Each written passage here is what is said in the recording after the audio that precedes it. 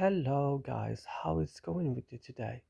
I will show you and share with you how to fix and solve this problem on Truecaller application. Just watch this video till the end.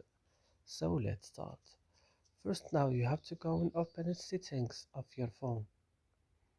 After this go directly to applications.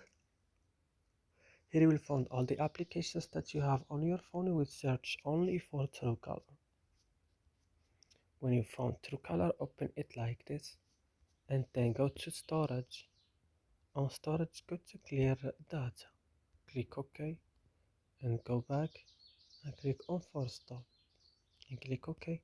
And now the last thing is to go to Play Store and update your Truecaller again. And that's it. I hope this video is helpful for you. Don't forget to like, subscribe in our channel. See you in another video.